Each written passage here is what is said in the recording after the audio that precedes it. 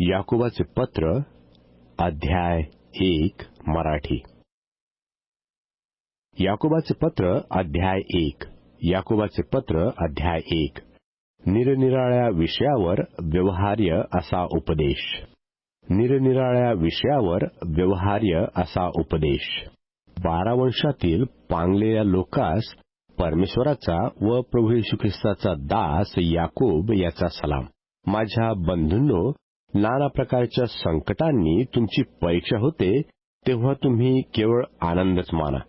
तुम्हास ठाऊक आहे की तुमच्या विश्वासाची परीक्षा उतरल्याने तुम्हास धीर उत्पन्न होतो, आणि धीराला आपले कार्य पूर्ण करू द्या, यासाठी की तुम्ही कशातही उणे न होता सिद्ध व परिपूर्ण व्हावे. तुम्हापैकी जो कोणी ज्ञानाने उणा असेल त्याने ते परमेश्वराजवळ मागावे, म्हणजे ते त्याला मिळेल. कारण तो कोणास दोष न लावता सर्वांस दातृत्वाने देतो, पण त्याने काही संशय न धरता विश्वासाने मागावे. संशय धरणारा वाऱ्याने लोटलेल्या व उचंबळलेल्या समुद्राच्या लाटेसारखा आहे. असा मनुष्य 2 मनाचा असून आपल्या सर्व मार्गात चंचल असतो. आपणाला प्रभूपासून काही मिळेल असे त्याने समजू नये. साध्या स्थितीतील बंधूने आपल्या उच्च स्थितीविषयी अभिमान बाळगावा, आणि धनवानाने आपल्या दीन स्थितीविषयी अभिमान बाळगावा, कारण तो गवताच्या फुलासारखा नाहीसा होईल. सूर्य तीव्र तेजाने उगवला, त्याने गवत कोमजविले, त्याचे फूल गळाले, आणि त्याच्या रूपाची शोभा गेली. याप्रमाणे धनवानही आपल्या उद्योगाच्या भरात कोमेजून जाईल. जो मनुष्य परीक्षेत टिकून राहतो तो धन्य, कारण आपणावर प्रीती करणाऱ्यास परमेश्वराने देऊ केलेला जीवनी मुकुट परीक्षेस उतरल्यावर त्यास मिळेल. कोणाची परीक्षा होत असता परमेश्वराने त्याला मोहात घातले असे त्याने म्हणू नये, कारण परमेश्वराला वाईट गोष्टींचा मोह होत नाही, आणि तो स्वतः कोणाला मोहात पाळत नाही. तर प्रत्येक मनुष्य आपल्या वासनेने ओढलेला व भुलविलेला असा मोहात पडतो. मग वासना गर्भवती होऊन पापाला जन्म देते, आणि पाप परिपक्व झाल्यावर मरणास उपजविते. माझ्या प्रिय बंधूंनो, फसू नका. प्रत्येक उत्तम देणगी व प्रत्येक पूर्ण दान वरून आहे, ते ज्याला विकार नाही व जो फिरण्याने छायेत जात नाही, अशा प्रकारच्या पित्यापासून उतरते. त्याने आपल्या इच्छेने आपल्याला सत्य वचनाने जन्म दिला, यासाठी की आपण त्याच्या सृष्ट वस्तूतील जसे काय प्रथम फळ व्हावे. खरे धर्माचरण, खरे धर्माचरण. माझ्या प्रिय बंधूंनो, तुम्हास हे कळते. यास्तव प्रत्येक मनुष्य ऐकावयास शीघ्र, बोलावयास सावकाश, रागास मंद असा असावा, कारण मनुष्याच्या रागाने परमेश्वराच्या न्यायत्वाचे कार्य घडत नाही. यास्तव सर्व मलिनता व उच्चंबळून आलेला वैरभाव सोडून तुमच्या जीवाचे तारण करण्यास समर्थ असे मुळाविलेले वचन सौम्यतेने स्वीकारा. वचनाप्रमाणे आचरण करणारे असा, केवळ ऐकणारे असू नका. अशाने तुमची भुलवणूक होते. कारण जर कोणी वचन नुसते ऐकून त्याप्रमाणे कृती करत नाही, तर तो आरशात आपले शारीरिक मुख पाहणाऱ्या मनुष्यासारखा आहे. तो स्वतःला पाहून तेथून निघून जातो, आणि आपण कसे होतो हे तेव्हाच विसरतो. परंतु स्वातंत्र्याच्या पूर्ण नियमावर नजर टाकून जो त्याचकडे लक्षपूर्वक पाहत राहतो, तो ऐकून विसरणार असा न होता कृती करणारा होतो व आपल्या करण्यात धन्यता मिळवतो. मी धर्माचरण करणार आहे असे कोणाला वाटत असून तो आपल्या जिभेला आळा घालत नाही आणि आपल्या मनाची भूल करून घेतो, तर त्याचे धर्माचरण व्यर्थ आहे. परमेश्वर पिता याच्या दृष्टीने शुद्ध व निर्मळ धर्माचरण म्हणजे अनाथ व विधवा यांचा त्यांच्या संकटात समाचार घेणे व स्वतःला जगाच्या कलंकापासून राखणे हे आहे.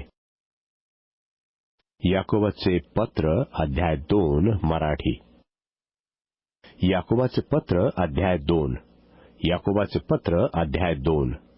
श्रीमंत आणि गरीब यांच्याशी वागणूक. श्रीमंत व गरीब यांच्याशी वागणूक.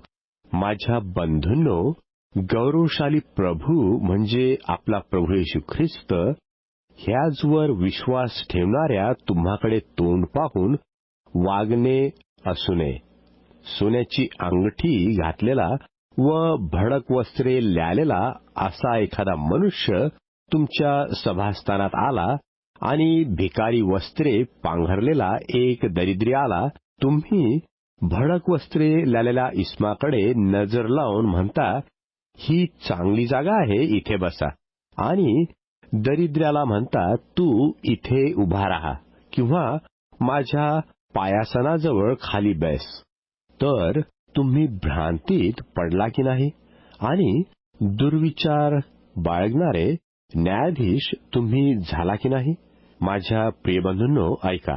लोकदृष्टीने जे दरिद्री त्यास विश्वासासंबंधाने धनवान होण्यास आणि जे राज्य परमेश्वराने आपणावर प्रीती करणाऱ्यास देऊ केले आहे त्याचे वारीस होण्यास त्याने निवडलेले आहे की नाही? पण तुम्ही दरिद्र्यांचा अपमान केला आहे. धनवान लोक तुम्हावर जुलूम करतात की नाहीत? आणि तेच तुम्हास न्यायसभात ओढून नेतात की नाहीत? ज्या उत्तम नावावरून तुम्हास नाव मिळाले आहे त्याची ते निंदा करतात की नाही? तथापि तू आपल्यासारखी आपल्या शेजाऱ्यावर प्रीती कर. ह्या शास्त्रलेखातील राजमान्य नियम तुम्ही पूर्ण पाळता तर बरे करता. परंतु जर तुम्ही तोंड पाहून वागता तर पाप करता आणि नियमशास्त्राचे उल्लंघन करणारे असे दोषी ठरता. जो कोणी संपूर्ण नियमशास्त्र पाळून एका नियमाविषयी चुकतो तो सर्वाविषयी दोषी होतो. व्यभिचार करू नको असे ज्याने सांगितले त्यानेच नरहिंसा करू नको हेही सांगितले. तू व्यभिचार न करता नरहिंसा करतोस तरी नियमशास्त्र उल्लंघनारा होतोस. स्वतंत्रतेच्या नियमाने तुमचा न्याय ठरणार आहे असे समजून बोला व वागणूक करा. कारण ज्याने दया केली नाही त्याचा न्याय दये वाचून होईल. दया न्यायावर प्रतिष्ठा मिळवते. श्रद्धा आणि कार्यांवर सूचना. श्रद्धा आणि कार्यांवर सूचना. माझ्या बंधूंनो, मला विश्वास आहे असे कोणी म्हणत असून तो क्रिया करत नाही तर त्यापासून काय लाभ? तो विश्वास त्याला तारावयास शक्तिमान आहे काय? भाऊ किंवा बहीण ही उघडी आहेत, त्यास रोजच्या अन्नाची वाण आहे, आणि तुम्हामधील कोणी त्यास म्हणतो, सुखाने जा, ऊब घ्या व तृप्त व्हा, पण त्यांच्या शरीराला पाहिजे ते त्यास तुम्ही देत नाही तर त्यापासून काय लाभ? याप्रमाणे विश्वासाबरोबर जर क्रिया नाहीत तर तो जात्या निर्जीव आहे. कोणी म्हणेल, तुला विश्वास आहे आणि मला क्रिया आहेत. क्रियांवाचून तू आपला विश्वास मला दाखव आणि मी आपला विश्वास माझ्या क्रियांनी तुला दाखवील. एक परमेश्वर आहे असा विश्वास तू धरतोस, हे बरे करतोस. भूतेही विश्वास धरतात व कापतात. अरे असमंजसपणाच्या मनुष्या, क्रियांवाचून विश्वास निरर्थक आहे हे समजावयास तुला हवे काय? आपला बाप अब्राहम याने आपला पुत्र इसहाक याला यज्ञवेदीवर अर्पण केले. यात तो क्रियांनी नीतिमान ठरला नाही काय? विश्वास त्याच्या क्रियांसहित कार्य करीत होता आणि क्रियांनी विश्वास पूर्ण झाला, हे तुला दिसते. अब्राहमाने परमेश्वरावर विश्वास ठेवला आणि हे त्याला नीतिमत्व असे मोजण्यात आले आणि त्याला परमेश्वराचा मित्र म्हणण्यात आले. हा शास्त्रलेख पूर्ण झाला. तर मग केवळ विश्वासाद्वारे नव्हे तर क्रियांनी मनुष्य नीतिमान ठरतो, हे तुम्ही पाहता. तसेच रहाब वेश्याने देखील जासुदांचा पाहुणचार केला व त्यास दुसऱ्या वाटेने लावून दिले. यात ती क्रियांनी नीतिमान ठरली नाही काय? जसे शरीर आत्म्या वाचून निर्जीव आहे, तसा विश्वास ही क्रियांवाचून निर्जीव आहे. याकोबाचे पत्र अध्याय 3 मराठी. याकोबाचे पत्र अध्याय 3. याकोबाचे पत्र अध्याय 3. जीभ ताब्यात ठेवणे. जीभ ताब्यात ठेवणे. माझ्या बंधूंनो, तुम्ही बहुत शिक्षक होऊ नका, कारण तुम्हास माहित आहे की आपणास अधिक दंड होईल. आपण सगळेच पुष्कळ गोष्टींविषयी चुकतो. जर कोणी बोलण्यात चुकत नाही तर तो पूर्ण मनुष्य, तो सर्व शरीरही कह्यात ठेवण्यास शक्तिमान आहे. घोडेही आपल्या ताब्यात राहावे म्हणून आपण त्यांच्या तोंडात लगाम घातला, तर त्यांचे सर्व शरीर आपल्याला फिरविता येते. तारवेही पहा, ती एवढी मोठी आहे व प्रचंड वाऱ्याने लोटून जात असतात, तरी सुकानदाराची इच्छा असते तिकडे ती अगदी लहानशा सुकानाने फिरवतात. तशीच जीभ ही लहानसे अंग असून मोठ्या गोष्टींची फुशारकी मारते. पहा, किती थोडका विस्तव केवढ्या मोठ्या रानाला पेटवितो. जीभ ही आग आहे, ती अनितीचे भुवन आहे. आपल्या अवयवात सर्व शरीर मलिन करणारा अवयव जीभ आहे. ती भवचक्राला आग लावणारी आणि नरकाने पेटलेली अशी आहे. श्वापदे, पक्षी, सरपटणारे प्राणी व समुद्रातील जीव या प्रत्येकाचा स्वभाव मनुष्य स्वभावाला वश झाला आहे आणि होत आहे. परंतु मनुष्यांपैकी कोणीही जिभेला वश करावयास समर्थ नाही. ती शांतीरहित असून दुष्ट आहे व प्राणघातक विषाने भरलेली आहे. तिच्या योगे प्रभू पिता याची आपण स्तुती करतो आणि परमेश्वराच्या प्रतिमेप्रमाणे केलेल्या मनुष्यास तिच्याच योगाने शाप देतो. एकाच तोंडातून स्तुती व शाप निघतात. माझ्या बंधूंनो, अशी गोष्ट व्हावी हे उचित नाही. झऱ्याच्या एकाच छिद्रातून गोड पाणी व कडू पाणी कधी निघते काय? माझ्या बंधूंनो, अंजिराला जैतुनाची फळे आणि द्राक्षवेलाला अंजीर येतील काय? तसेच खाऱ्या पाण्यातून गोड पाणी निघणार नाही. खोटे व खरे ज्ञान, खोटे व खरे ज्ञान. तुम्हामध्ये ज्ञानी व समंजस कोण आहे? त्याने ज्ञानजन्य लीनतेने सदाचाराच्या योगे आपली कृत्ये दाखवावी. पण तुमच्या मनात तीव्र मत्सर व तट पाडण्याचा स्वभाव आहे, तर सत्याविरुद्ध ताठा मिरवू नका व लबाडी करू नका. हे ज्ञान वरून उतरत नाही, तर ते ऐहिक, इंद्रियजन्य, पैशाचिक असे आहे. कारण जेथे मत्सर व तट पाडण्याचा स्वभाव आहे, तेथे अव्यवस्था व प्रत्येक कुकर्म आहे. वरून येणारे ज्ञान हे मुळात शुद्ध असते, शिवाय ते शांतिप्रिय, सौम्य, समजूत होण्याजोगे, दया व सत्फले यांनी पूर्ण, अपक्षपाती, निर्भय असे आहे आणि शांतता करणाऱ्यांसाठी धार्मिकता रूपी फळ देणारे बी शांतीने पेरले जाते. याकोबाचे पत्र अध्याय 4 मराठी. याकोबाचे पत्र अध्याय 4.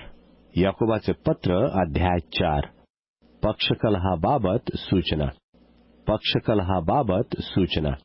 तुम्हामध्ये लढाया व भांडणे कोठून उत्पन्न होतात?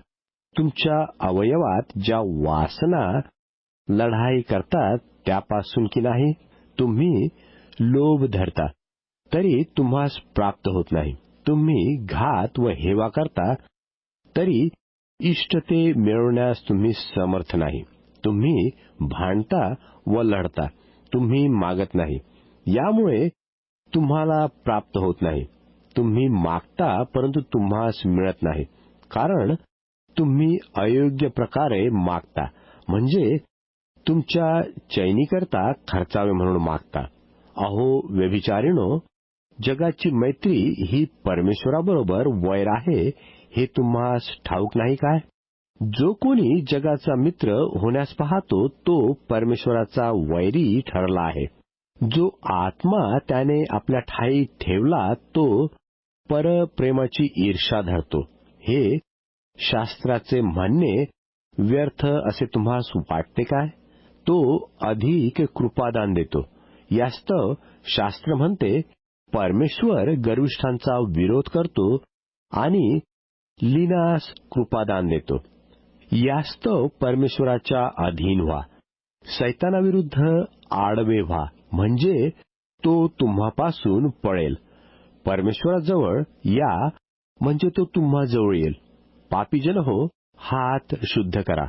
अहो द्विबुद्धीच्या लोकांनो, आपली अंतकरणे पवित्र करा. कष्टी व्हा, शोक करा, रडा. तुमच्या हसण्याचा शोक व तुमच्या आनंदाचा विषाद हो. प्रभूसमोर नम्र व्हा, म्हणजे तो तुम्हास उंच करील. बंधूंनो, एकमेकाविरुद्ध बोलू नका.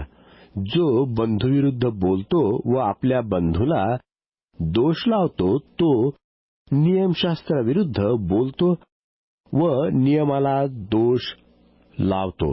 जर तू नियमाला दोष लावतोस तर तू नियम पाळणारा नाहीस, न्यायाधीश आहेस.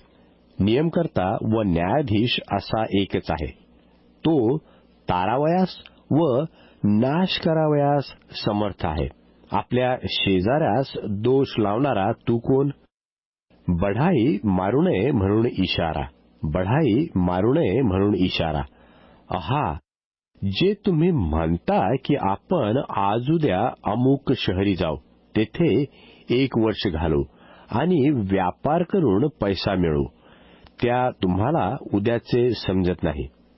तुमचे आयुष्य काय आहे? तुम्ही वाफ आहात, ती थोडा वेळ दिसते आणि मग नाहीशी होते. असे न म्हणता प्रभूची इच्छा असेल तर आपण जगू व अमुक अमुक करू असे म्हणा. आता तुम्ही आपल्याला फुशारकी मारता येते म्हणून अभिमान बाळगता, पण अशा प्रकारची सर्व फुशारकी वाईट आहे. चांगले करणे कळत असून जो त्याप्रमाणे वागत नाही त्याला ते पाप आहे. याकोबाचे पत्र अध्याय 5 मराठी. याकोबाचे पत्र अध्याय 5. याकोबाचे पत्र अध्याय 5. श्रीमंतांनी केलेल्या जुलमाचे प्रतिफळ, श्रीमंतांनी केलेल्या जुलमाचे प्रतिफळ. अहो धनवानांनो, जे कष्ट तुम्हाला होणार त्याविषयी आक्रोश करीत रडा. तुमचे धन नासले आहे व तुमच्या वस्त्राला कसर लागली आहे. तुमचे धन नासले आहे, तुमच्या वस्त्राला कसर लागली आहे. तुमचे सोने व तुमचे रुपे यास जंग चढला आहे. त्यांचा तो जंग तुमच्या विरुद्ध साक्ष होईल आणि तो अग्नीसारखा तुमचा देह खाईल. तुमचे धन साठविणे शेवटल्या दिवसात झाले. पहा, ज्या कामकऱ्यांनी तुमची शेते कापली आहेत त्यांची तुम्ही अडवणूक ठेवलेली मजुरी ओरडत आहे आणि कापणाऱ्यांच्या आरोळ्या सेनाधीश प्रभूच्या कानी गेल्या आहेत. तुम्ही पृथ्वीवर चैनबाजी व विलास केला आहे. वधाच्या दिवशी तुम्ही आपल्या मनाची तृप्ती केली आहे. धार्मिकास तुम्ही दोषी ठरविले, त्याचा घात केला, तो तुम्हास अडवित नाही. सोशिकपणा बाळगावा म्हणून बोध, सोशिकपणा बाळगावा म्हणून बोध. अहो बंधूंनो, प्रभूच्या आगमनापर्यंत धीर धरा.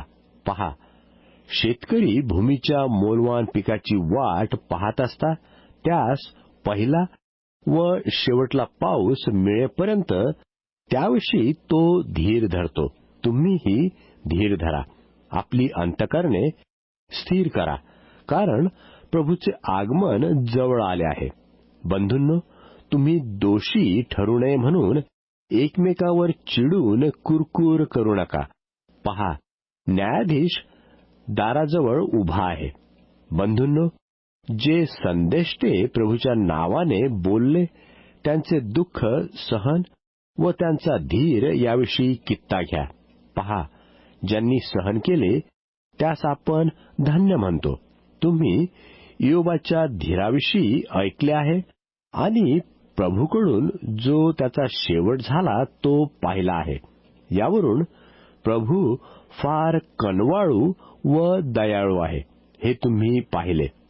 माझ्या बंधूंनो, मुख्यतः शपथ वाहू नका, स्वर्गाची, पृथ्वीची किंवा कोणतीही दुसरी शपथ वाहू नका. तुम्ही दोषी ठरू नये म्हणून तुम्हास होय म्हणावायचे तर होय म्हणा, नाही म्हणावायचे तर नाही म्हणा. प्रार्थनेचे सामर्थ्य. प्रार्थनेचे सामर्थ्य. तुम्हापैकी कोणी दुःख भोगीत आहे काय? त्याने प्रार्थना करावी.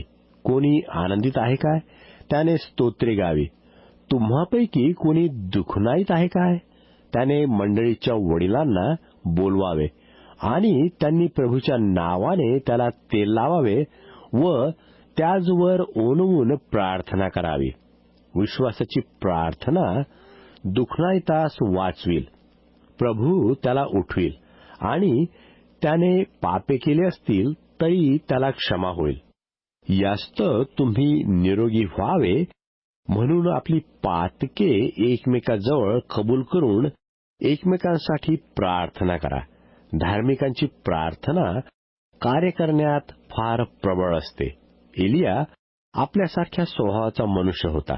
त्याने पाऊस पडू नये अशी आग्रहाने प्रार्थना केली आणि 3.5 वर्षपर्यंत पृथ्वीवर पाऊस पडला नाही.